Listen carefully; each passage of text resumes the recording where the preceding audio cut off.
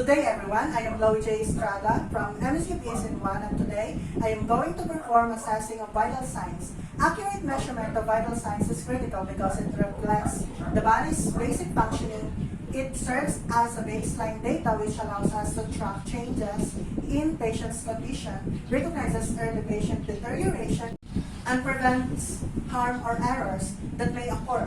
Vital signs include body temperature, pulse rate, respiratory rate, and blood pressure. So now, I am going to start by taking my patient's body temperature. The temperature is very important because it reflects the balance between the heat produced and heat lost of the body, and there are a few sites in which we could obtain its measurements from it. It could be through oral, rectal, axillary, or through the tympanic membrane. This is to assess the patient's condition, to determine the baseline values for future comparisons, and to detect the changes of abnormalities in the condition of the patient.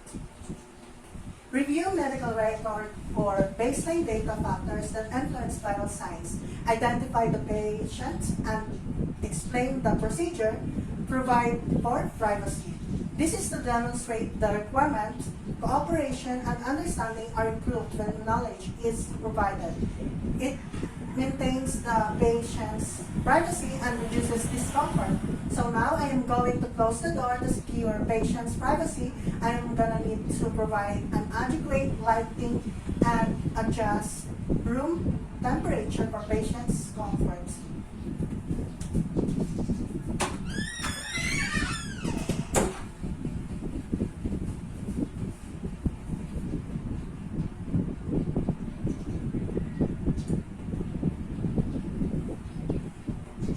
Then, gather the necessary equipment, such as the electronic thermometer or digital thermometer with disposable protective sheathing.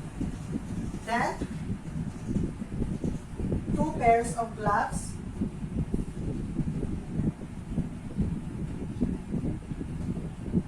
Or non-sterile gloves, alcohol wipes or the cotton ball with alcohol, and tissues. So instead of using tissues, I'm going to be using the hand towel and bring to the bedside. So my patient is already here. So organization performance facilitates accurate skill. Perform hand hygiene or hand washing and apply gloves when appropriate. Hand hygiene or hand washing prevents the spread of infection.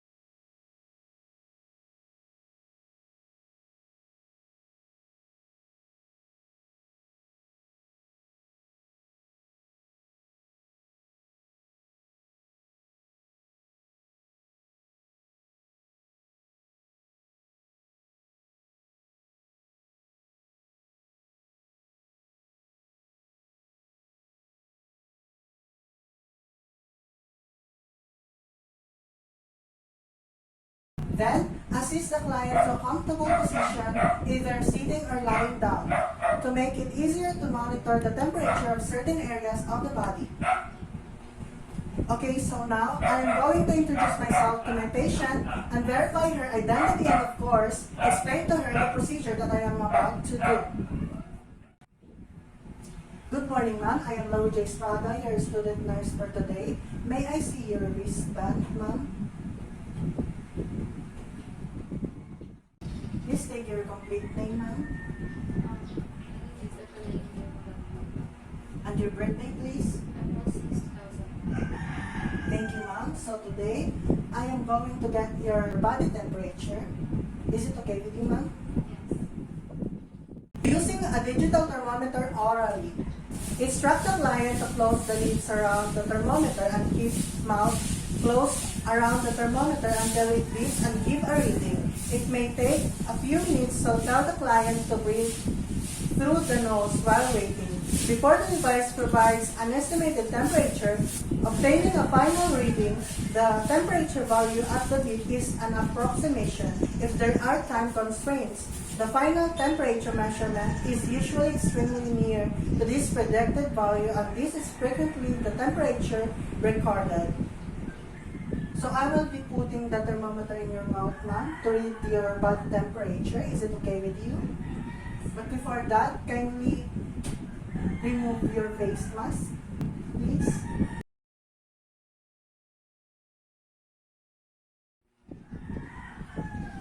And open your mouth and move your tongue upward and close your lips.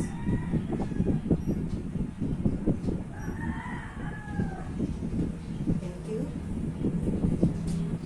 So now, we will just have to wait until the thermometer beeps, which indicate that it has already obtained my patient's body temperature. Of course, after that, I am going to inform the patient of the results of her temperature and disinfect the thermometer after using and getting the data that I have gathered. Can you open your mouth now? So your body temperature is 36 degrees Celsius.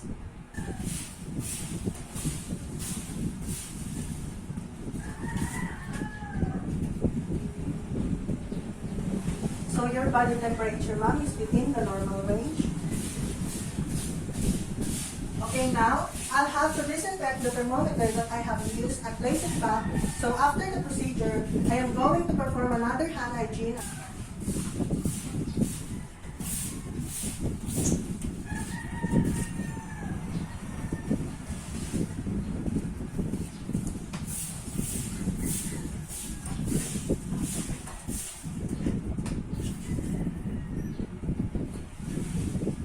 Using a digital thermometer Axillary.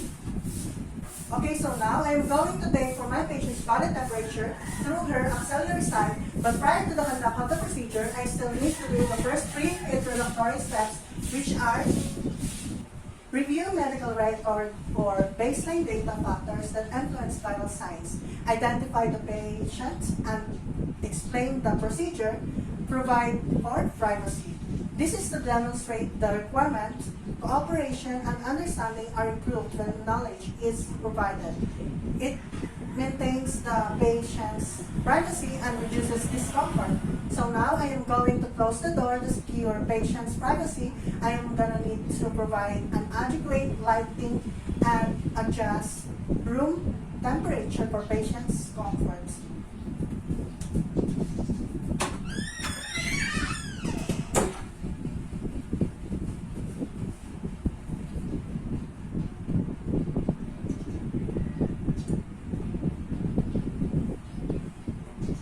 Then, gather the necessary equipment, such as the electronic thermometer, our digital thermometer with disposable protective sheathing, then 2 pairs of gloves,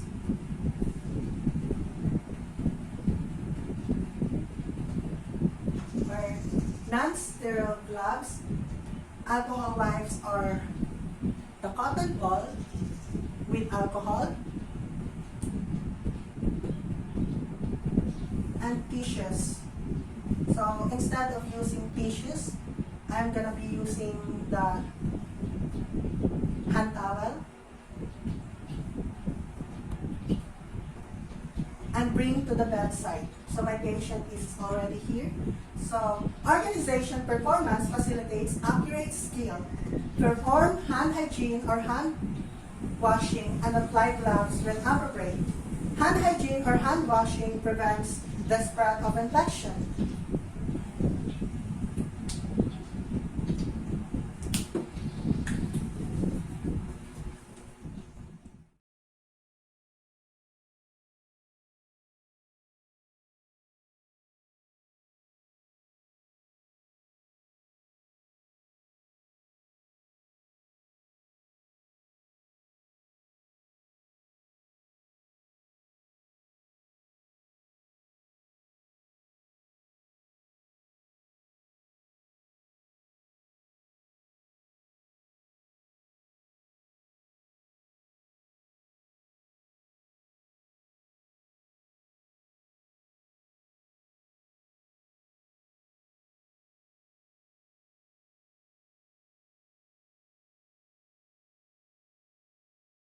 Then, assist the client to a comfortable position, either sitting or lying down, to make it easier to monitor the temperature of certain areas of the body.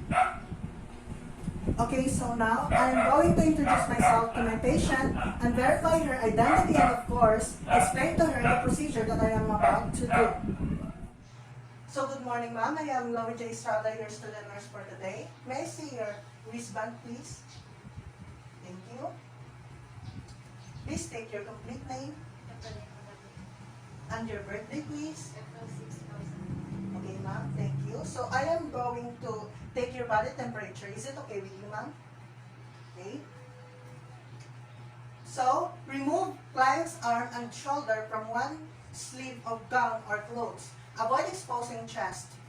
This is to expose the axillary in order to position the thermometer bulb correctly. So I am going to pull up your sleeves, ma'am. Is it okay with you? Okay. So I'm gonna put this towel on your shoulder so that your privacy area will not be exposed.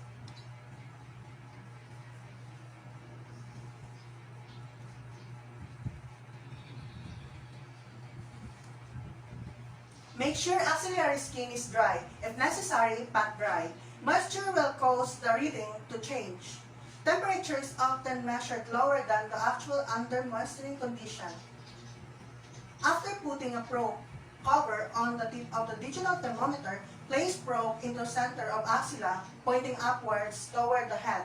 Fold the client's upper arm straight down and place arm across the client's chest so the body heat is trapped. The bulb of the thermometer coming into close touch with the superficial blood vessels in the axilla provides a more precise temperature reading.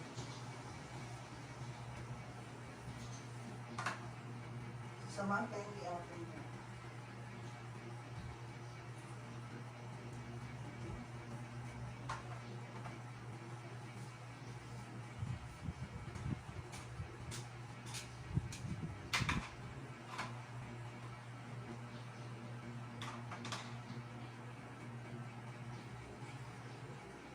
Wait at least a few minutes or until the thermometer beeps with the reading. This is to check if the reading is correct.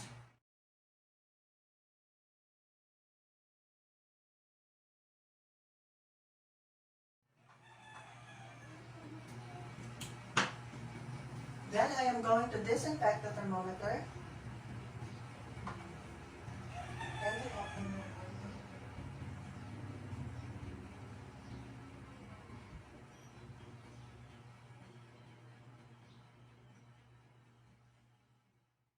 Wait at least a few minutes or until the thermometer beeps with a reading to check that the reading is correct.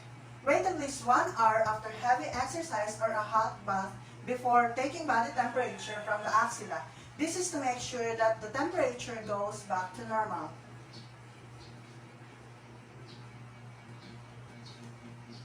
So I am going to get the thermometer, ma'am. Can you open it? Thank you.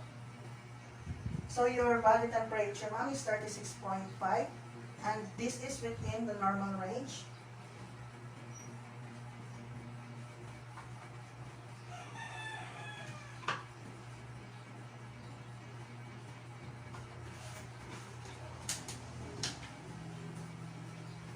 For better accuracy, take readings from both armpits and then average the two temperatures together to ensure an accurate reading. So, ma'am, I am going to get the other side of your axilla. Is it okay with you? So that I would be able to take your body temperature. Okay.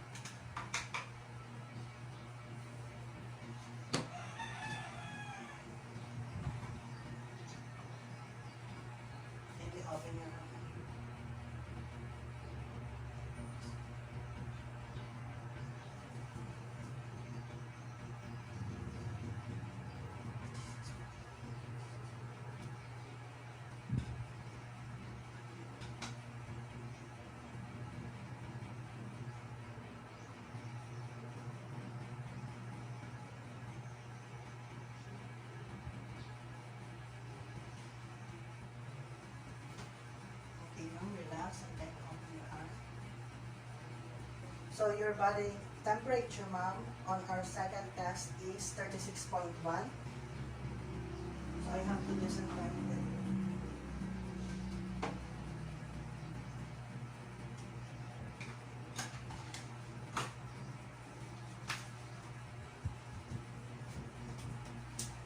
Your body temperature earlier, ma'am, is 36.5, and now your temperature is 36.1. So the average temperature of yours is 36.3, ma'am. Thank you. Using a digital thermometer rectally. Provide privacy and place patient in a sideline position. Having privacy minimizes the discomfort of showing one's buttocks. A lateral posture exposes the anal region, allowing for thermometer insertion. Don gloves. This is to reduce the spread of organisms or germs and enhances customer compliance. So, I have already inserted the pair of gloves on my two hands. And now let's proceed to the next step.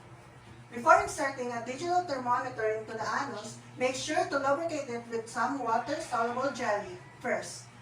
So, lubrication is typically placed over the probe cover to allow for easier insertion and increased comfort.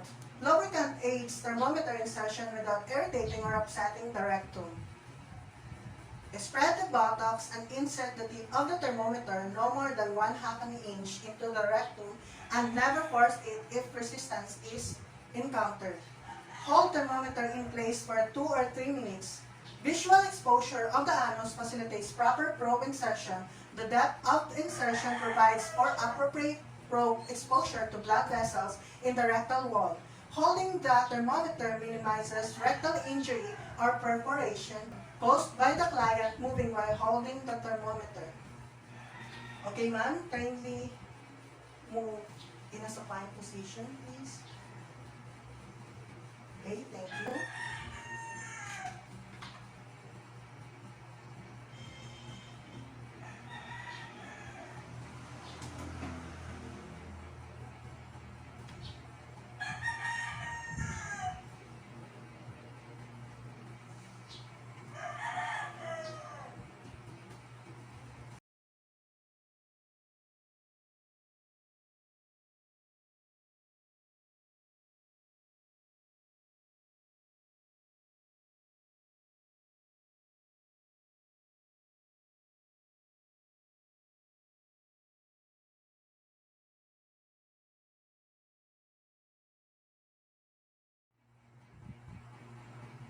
Wait a minute or more for the thermometer to beep, then slowly remove it. This is to ensure an accurate reading. Okay, ma'am, I am going to remove it. So your body temperature is 36.9, and this is within the normal range. Thank you, ma'am. Good day, everyone. I am Louie J. Estrada from MSU BSN 1, and today I am going to perform assessing of vital signs. Prior to the conduct of the procedure, I am going to review medical record for baseline data, factors that influence vital signs, identify the clients, and explain the procedure, provide for privacy. This is to demonstrate the requirement cooperation and understanding are improved when knowledge is provided, maintains the client's privacy and reduces discomfort, gather the necessary equipment. This is an accurate skill and is facilitated by organization performance. Perform hand hygiene or wash hands and apply gloves when appropriate.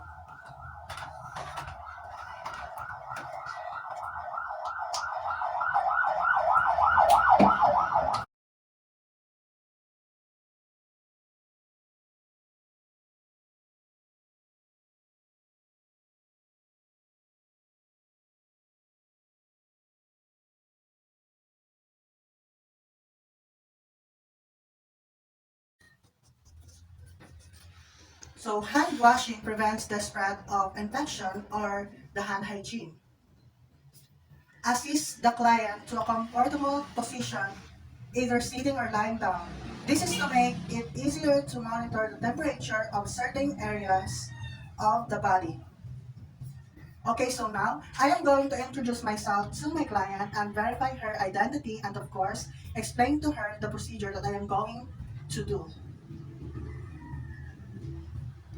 So good morning ma'am, I am your student nurse for today and I am going to check your body temperature. Can I see your wristband? What is your name? Carmelita Jinchen. Your birthday? January 29, 1954. Thank you ma'am.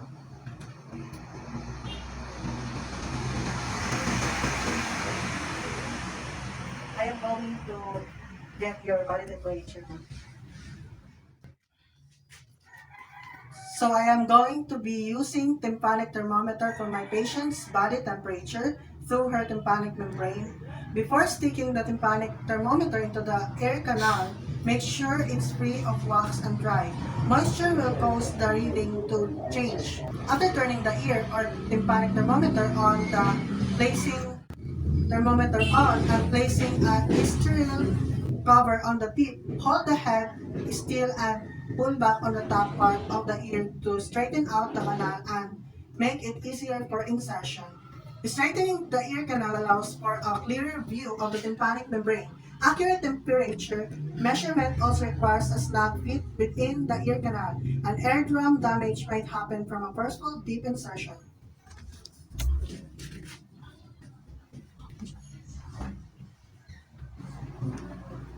So assuming that this is my tympanic membrane thermometer, insert the tympanic thermometer into ear canal for 1 second while an infrared sensor records the body heat radiated by the eardrum. The temperature is assessed relatively rapidly using the tympanic thermometer. Ensure that the probe of the thermometer is properly inserted into the ear to allow an optimal reading. There is no need to touch the eardrum with the tip because the thermometer is designed to take a remote reading. This is to ensure the precision and prevent damaging the eardrum. After creating a seal around the thermometer by pressing it against the canal, wait for it to take the reading and beep. The reading then appears on the unit screen to ensure an accurate reading. Okay, now I am going to get the temperature of my patient using the tympanic membrane thermometer.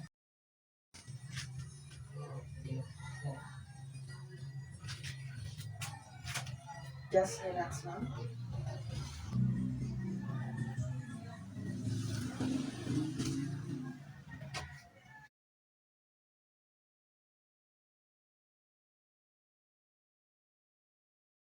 So your body temperature, ma'am, is 36.9 and this is within the normal range. I am going to disinfect now the tympanic thermometer.